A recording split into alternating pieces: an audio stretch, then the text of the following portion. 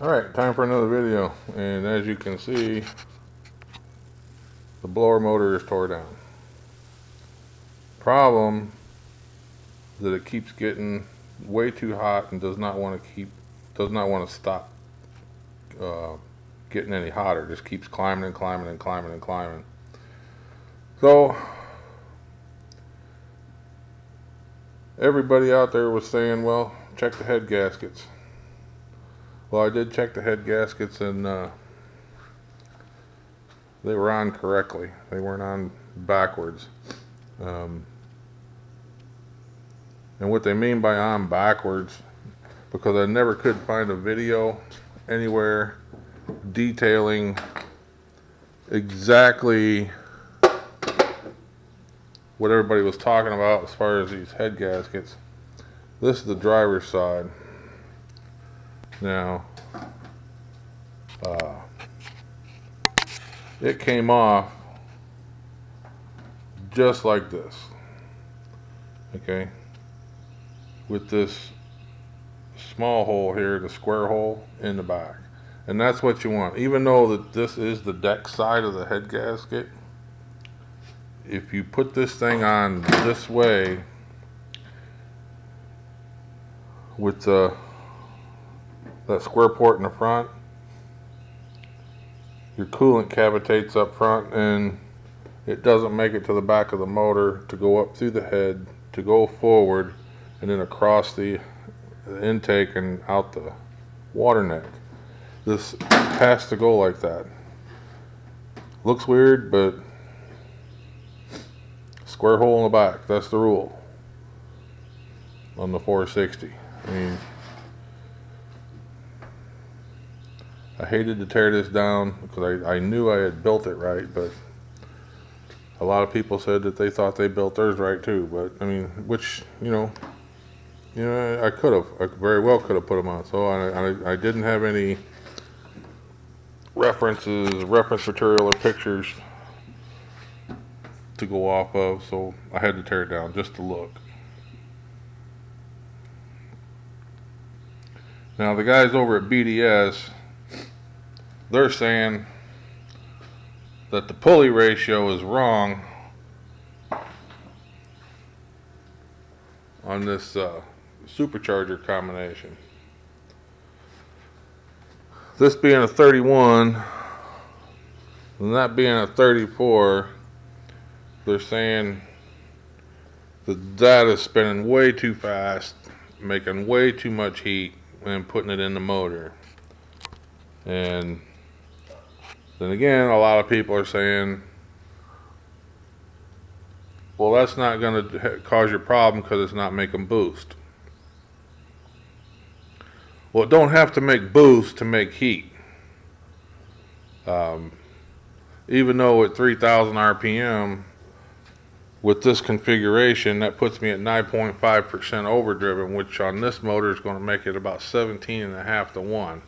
Way too much. So it should be the other way around. And I'm not fighting with taking all that crap out to change the pulleys around. So I bought they suggested to buy a 38 tooth pulley.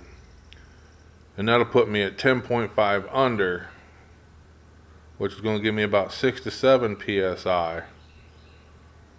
Which will then make this motor run about 12 to 1 wide open, which is very streetable if you're using the right fuel and have the dial back timing that I have from MSD.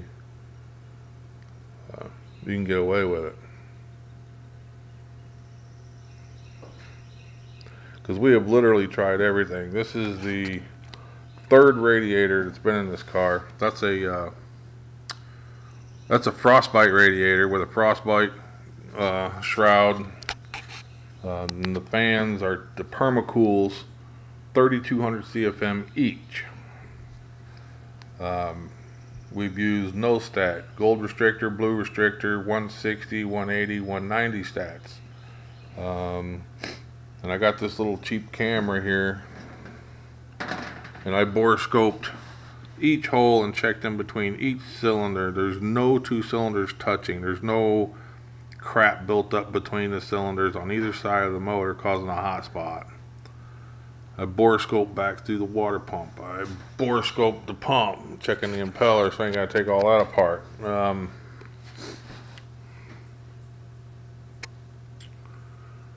And the timing has been everywhere from straight up 0 to 36 degrees total, unlocked and locked. The AFR has been set anywhere from 13.5 to 1 all the way down to 12.5 to 1 AFR on startup and hot idle 170 degrees. And this car will still, like every 10 or 15 seconds, it'll have a 2 to 3 degrees temperature increase till it overheats. There's just too much heat going into the motor somewhere. And no matter where you set that timing, this engine turns over great. So if the problem is actually the blower pulley ratio, you know, shame on me for not double checking, because I put these on as they were marked out of the blower kit. And is it possible for somebody when they're marking them to get them mixed up because they're damn near almost the same size? Very possible.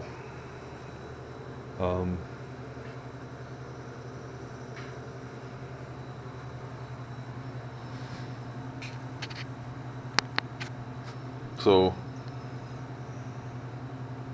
that's it. When you're building these 460s, pay attention to your head gaskets. Now that other side over there, it just goes on normal with just the rings coming up on the gasket, the head surface. But this side, the deck surface is going to have to be up. So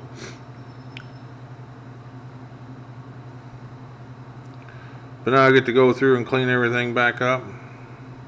The heads and intake and all that shit's already cleaned up and ready to go. I just got to do the block and throw the heads back on there and put it back together.